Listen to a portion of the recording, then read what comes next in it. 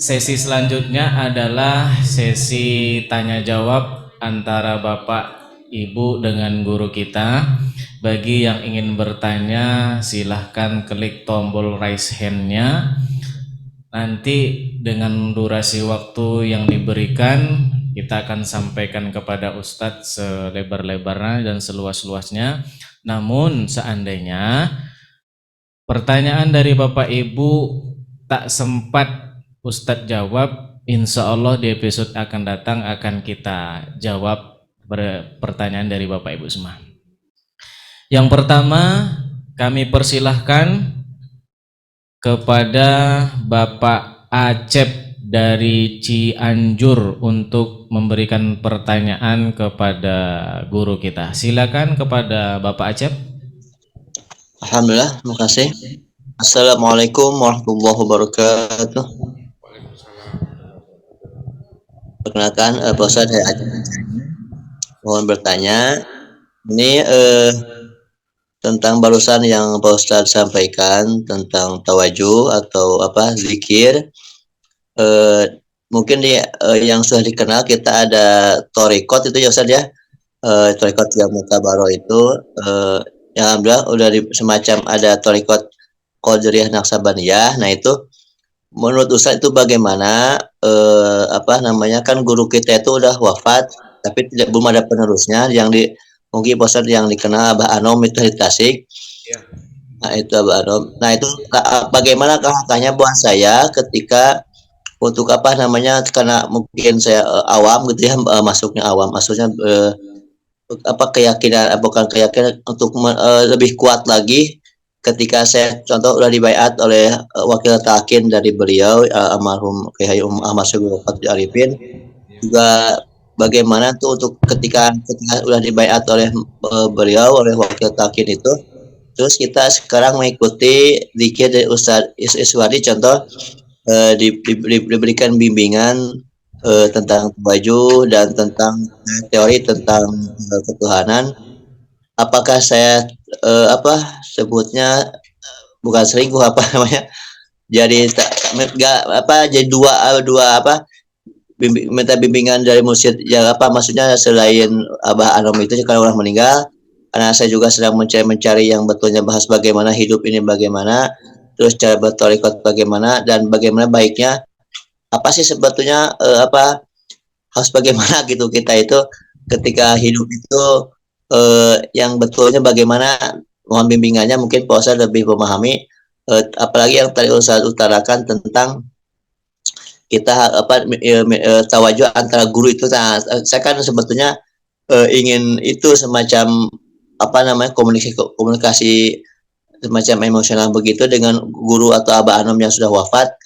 Apa Ustadz yang udah pengalaman bagaimana caranya, dan juga bagaimana caranya komunikasi seperti yang Ustadz tadi utarakan ketika guru Ustadz mungkin dari Riau, saya dari Cianjur, untuk menyambung itu bagaimana.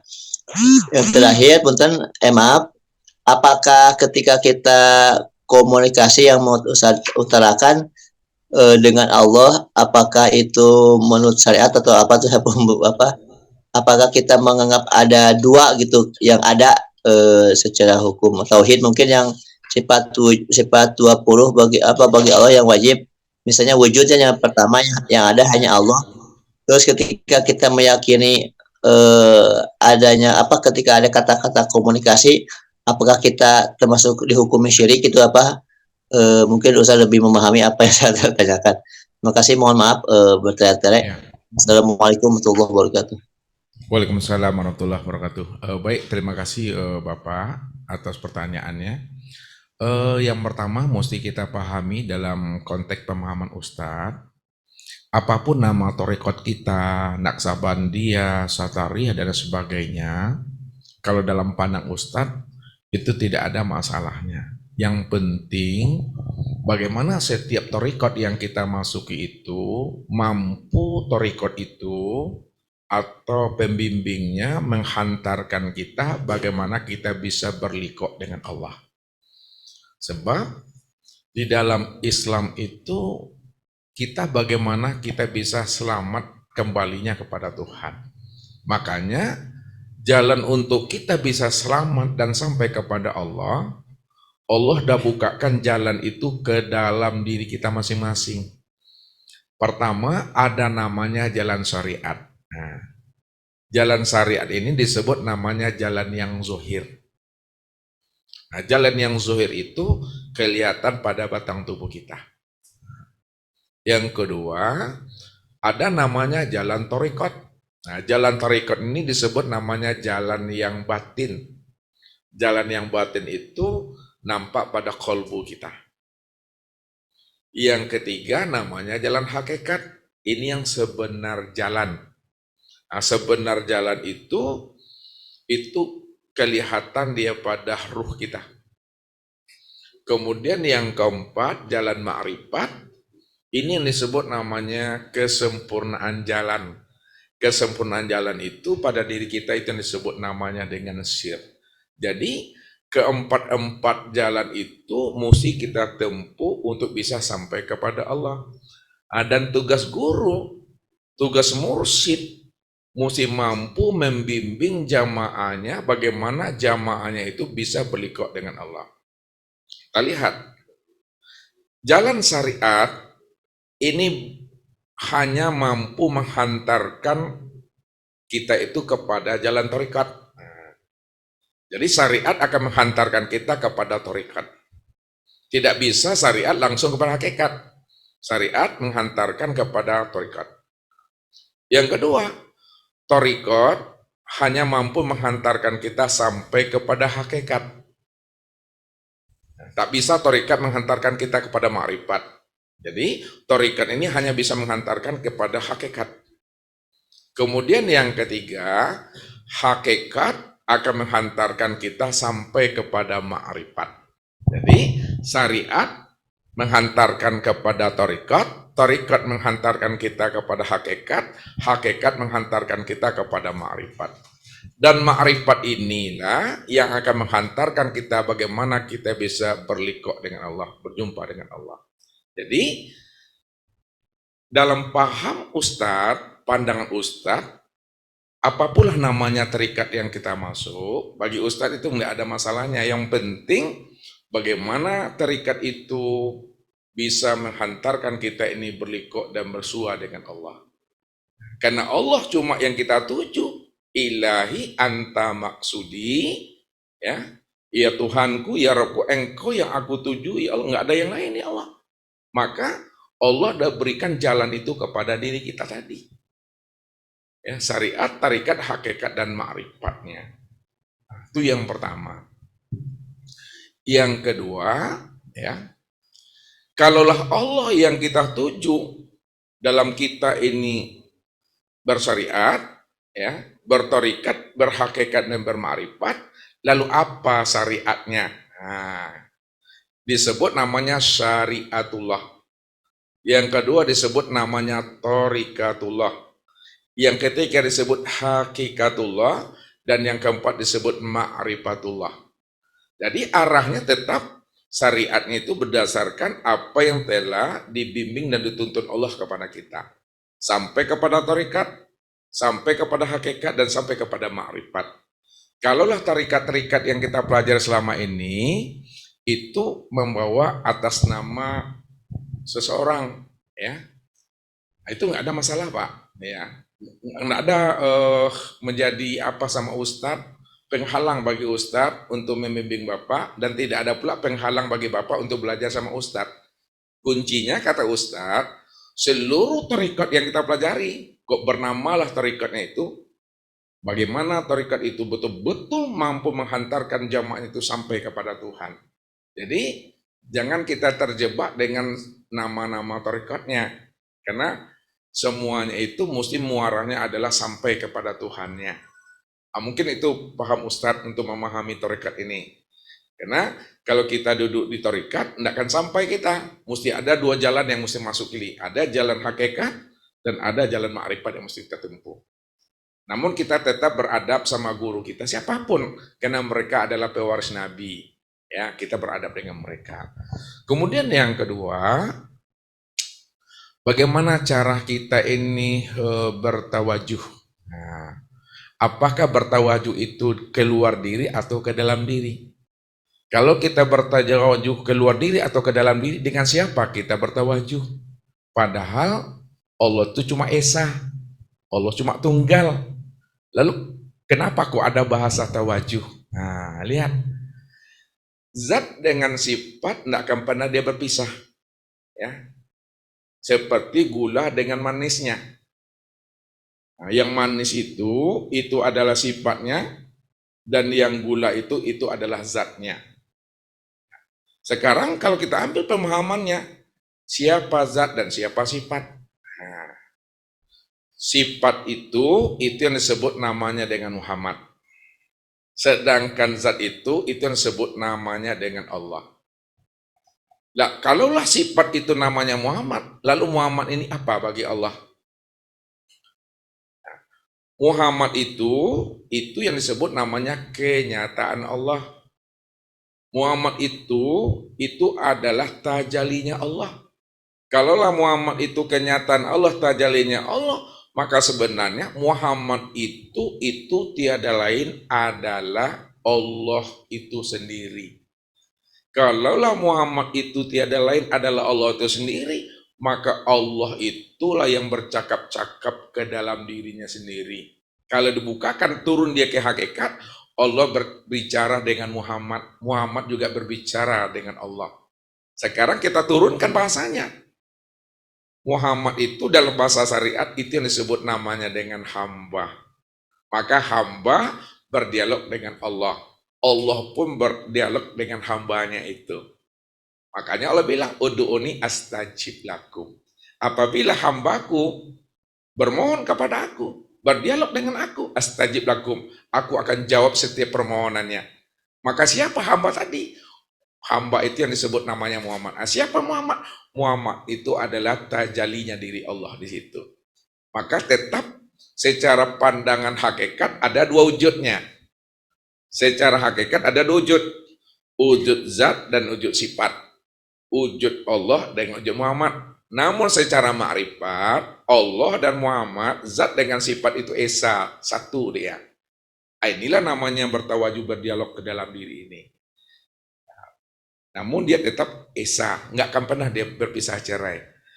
Kalau Allah membukakan rahasia itu kepada Bapak sebagai hamba dan kekasihnya yang disebut namanya Muhammad, dibukakan Allah rahasia Allah kepada Bapak, kepada Muhammad tadi, andai kata ada orang meragukan Bapak, membuat Bapak bingung, Bapak tidak akan pernah terbawa arus pemikiran dia.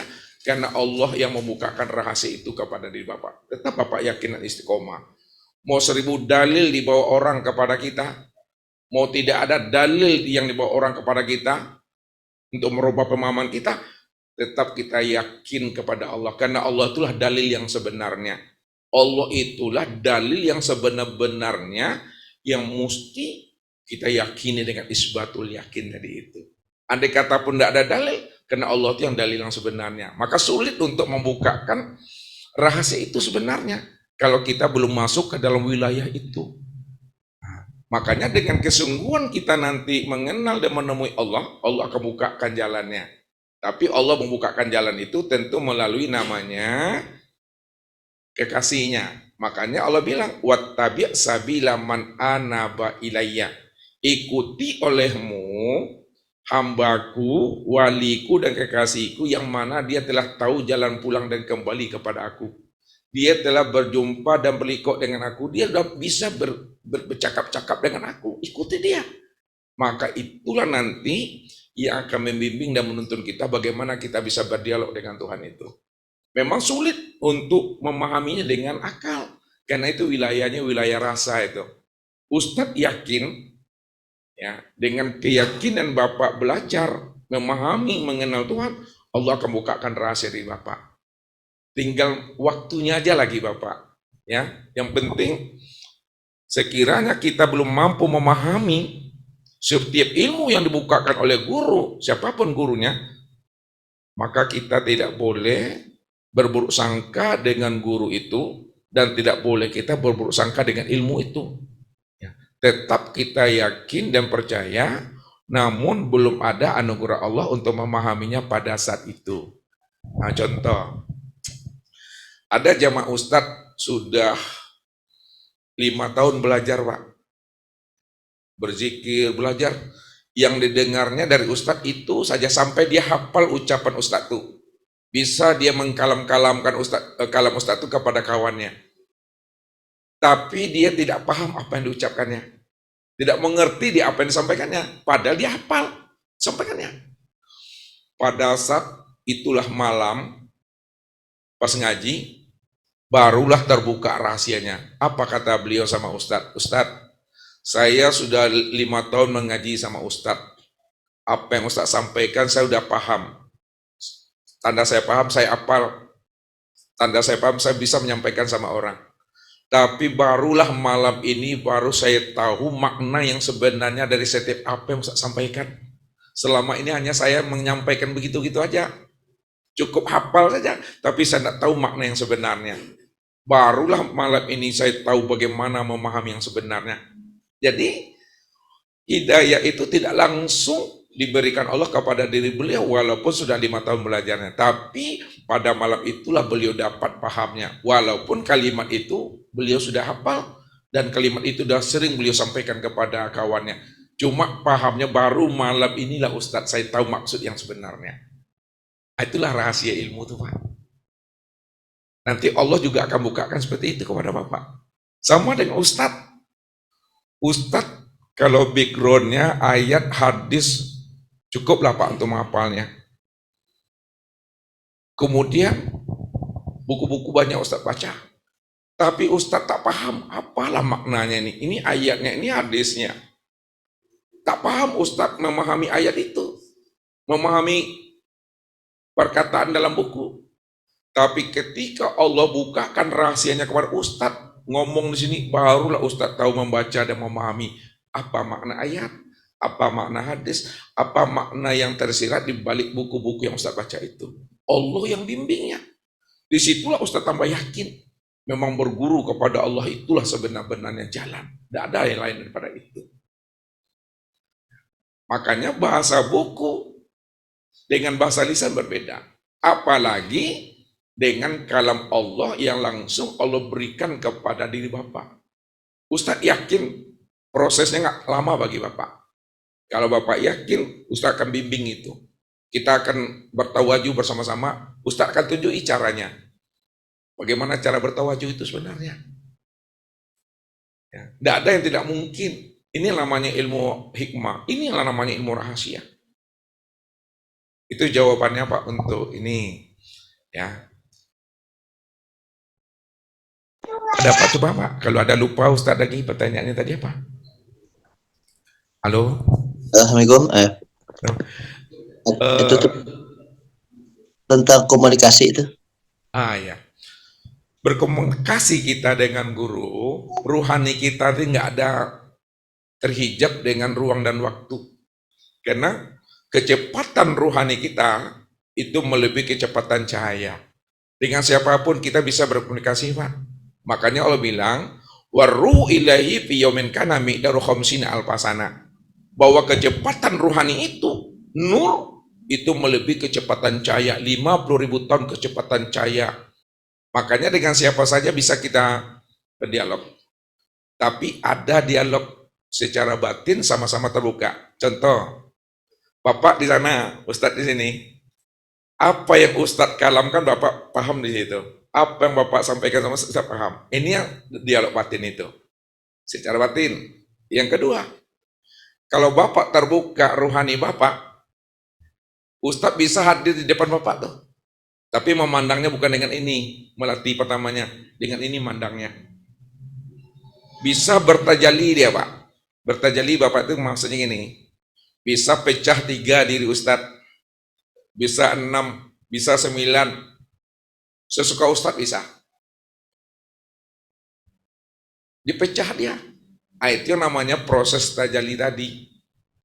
Tapi tingkatan itu, inilah tingkat makom kita berbeda-beda dilatih Pak.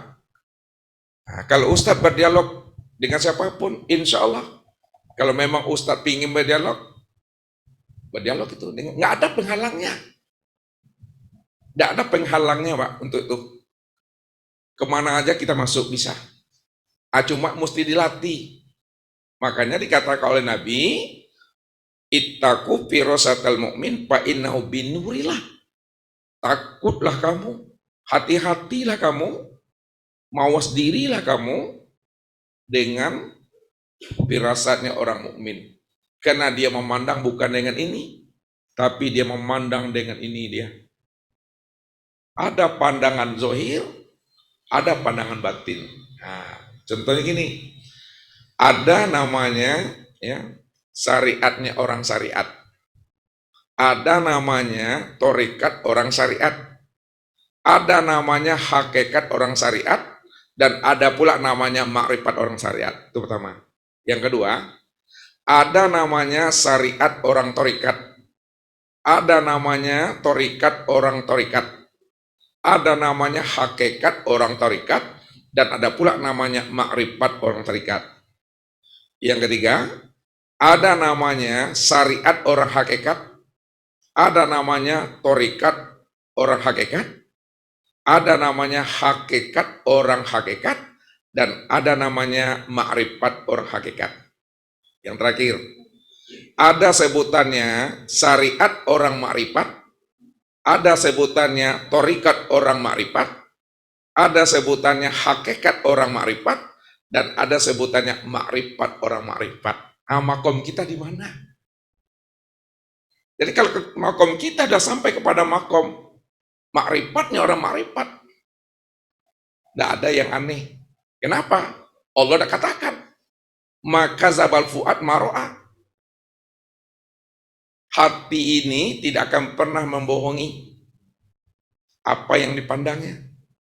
Pandangan ini menipu, tapi pandangan ini tidak akan pernah mampu menipunya. Sekiranya Bapak mampu berdialog dengan guru Bapak sebenarnya nih. Ini Ustaz Tam apa nih? Kita coba untuk masuk itu. Bapak boleh bertanya sama beliau. Buka rahasia diri Ustaz, siapa diri Ustaz sebenarnya. Supaya nanti antara Bapak dan Ustaz tidak ada bohong di situ. Ustaz paling takut itu. Jadi bahasa Ustaz, jangan ada dusta di antara kita. Begitu ilmunya. Jadi kalau orang-orang sudah arifillah, dia banyak senyum aja itu. Ya. Tidak ada namanya rahasia-rahasia antara Bapak dengan Ustaz, tidak ada. Apalagi dengan Tuhan.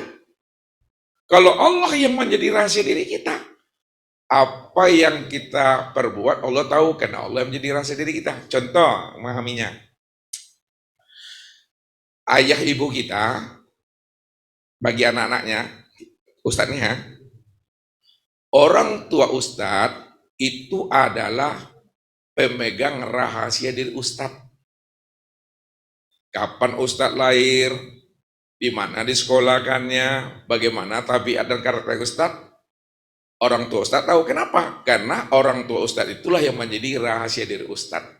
Sekarang, Allah itulah yang menjadi rahasia diri kita ini. Kalau Allah yang menjadi rahasia diri kita, maka apa yang diperbuat oleh manusia, Allah akan tahu itu. Karena Allah lah yang memegang akan rahasia diri hambanya masing-masing. Di situ yang kita mesti pahami. Ya, ini masuk kita wilayah itu. Ya, mungkin itu Pak, satu saat, boleh Bapak ngomong dengan siapapun, boleh nggak apa-apa. Ini dalam rangka untuk diskusi gitu aja dulu. Diskusi gitu. Yang penting, jangan nanti ilmu kita ini menjadi batu licin bagi kita. Karena orang makrifat selalu dia tertipu dengan makrifatnya.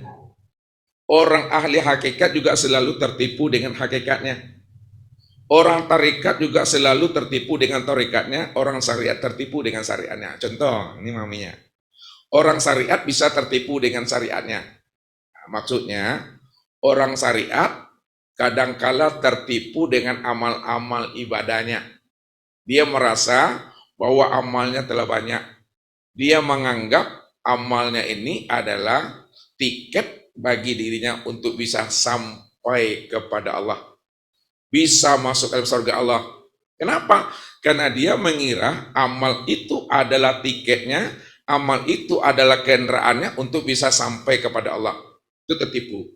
Sehingga dia membanding-bandingkan amalnya dengan amal sahabatnya. Ini nanti ujub munculnya. Yang pertama, menipu akan dirinya. Yang kedua, orang tarekat juga bisa tertipu dengan tarekatnya. Di mana letak tertipunya? Ketika seorang tarekat punya pengalaman rohani, bisa dia bermi'raj, bisa dia memecah dirinya, bisa dia kemana-mana, pada saat itu pengalaman rohaninya akan menjadi hijab bagi dirinya sendiri. Pada saat itu apa yang terjadi? Kamu udah berapa tahun belajar? 5 tahun. Ada nggak pengalaman rohanimu? Belum ada. Saya baru 6 bulan belajar tarekat, pengalaman rohani saya sudah sangat luar biasa.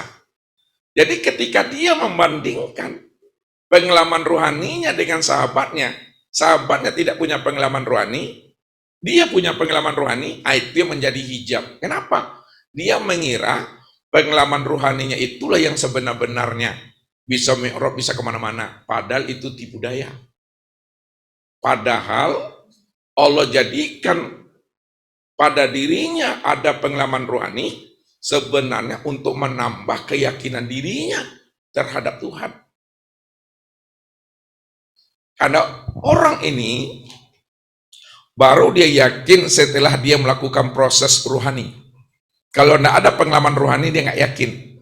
Karena Allah yang menjadi rahasia dirinya, maka Allah bukakan pengalaman rohani bagi dirinya. Tapi di situ pula lah dia akan bisa tergelincir. Itu tipu daya dia. Yang ketiga, orang hakikat juga akan menjadi batu licin bagi dirinya. Pada saat dia mengatakan, aku ini sudah bersama Allah. Allah itu sudah betul-betul tidak ada lagi jarak dengan aku. Di mana ada aku, di situ ada Tuhan. Di mana mata ini memandang, di situ nyata Tuhan. Padahal pengakuan yang dia ucapkan itu sebenarnya juga adalah penghalang bagi dirinya. Karena orang hakikat tidak akan pernah mengatakan itu kepada siapapun. Itu adalah bentuk pengakuannya. Sehingga ketika dia telah sampai pada makom itu, di situ dia merasa levelnya lebih tinggi dengan sahabat-sahabatnya. Ini tak boleh. Begitu juga orang makrifat. Orang makrifat juga akan bisa menjadi batu licin bagi dirinya pada saat dia sudah mengatakan, aku sudah karam bersama Allah. Aku sudah fana dengan Allah. Aku sudah bakuh kepada Allah. Sebenarnya manusia tidak bisa fana. Sebenarnya manusia itu tidak pernah bisa bakuh. Bagaimana kita akan bisa fana dan bakoh kepada Allah padahal kita tidak ada? Kita la haula wala quwata illa billah. Berarti kalau ada orang yang fana, itu karena difanakan Allah. Kalau ada orang yang bakoh, itu karena dibakohkan Allah. Itulah bentuk anugerah dan rahmat Allah kepada dirinya. Makanya orang yang sudah sampai kepada makom makrifat dalam pemahaman ilmunya, dia tidak boleh mengatakan dirinya adalah makrifat. Dia tidak boleh mengatakan dirinya telah sampai. Dia tidak boleh mengatakan dirinya telah berlikuk dengan Allah. Ketika mengatakan dirinya telah fana, telah baqa, telah sampai dan berlikuk dengan Allah, sebenarnya pada saat itu iblis telah menggelincirkan dirinya melalui kata-kata yang telah dia ucapkan. Namun bolehkah seorang guru mengucapkan itu di hadapan jamaah? Boleh, dalam rangka memberikan bimbingan, pengajaran dan tuntunan supaya mereka paham mana yang makna fana, mana yang makna bako, mana yang katakan liko. Itu dalam rangka taklim wal muta'alim, dalam rangka membimbing dan menuntut. Setelah itu tak boleh lagi disebut. Ini dalam rangka memberikan pengajaran boleh. Begitu mungkin memahami Pak. Kenapa? Orang yang sudah mengaku bahwa dirinya sudah menyaksikan Tuhan, sebenarnya itu juga adalah tipu daya. Jadi sulit kita mengungkapkan kata-kata makrifat itu melalui kata-kata ini kalau kita betul-betul tidak murni apa yang kita sampaikan itu yang sebenarnya. Berbahaya. Contohlah Nabi bilang, siapa yang senang, kata Nabi, ketika dia datang, lalu disambut sama jamaahnya dengan berdiri, dengan mencium tangan, kemudian dia senang hatinya bahwa dia disambut dengan berdiri dan cium tangan. Apa kata Nabi? Maq'adahu finnar. Sebenarnya dia telah menyediakan tempat duduknya di neraka.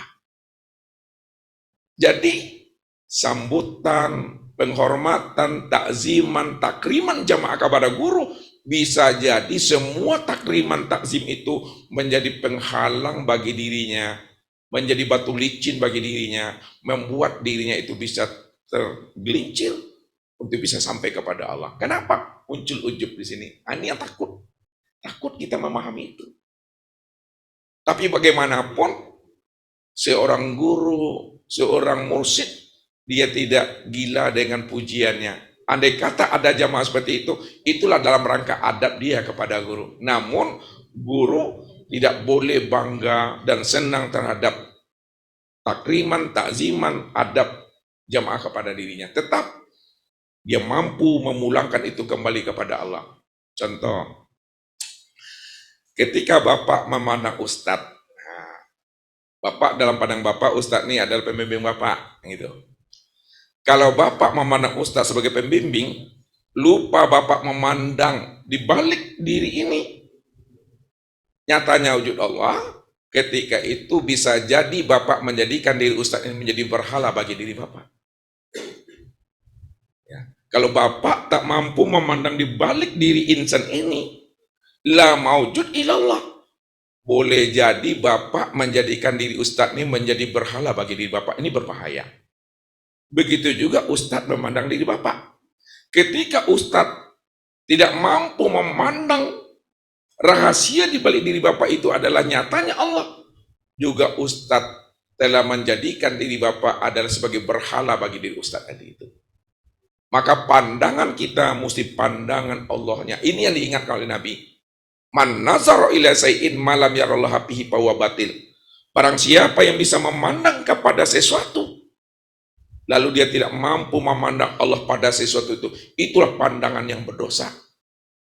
Pandangan yang tidak berdosa adalah pandangan yang mampu memandang Allah pada segala yang ada, pada segala yang wujud, pada segala yang nyata, dalam bentuk rupa yang berbeda, dalam bentuk wujud yang lain. Itu yang dikatakan dari Allah, bagi Allah, dan untuk Allah. Baru lepas kita daripada namanya syirik tadi itu. Mudah-mudahan Bapak Acep tadi sangat puas dengan jawaban guru kita.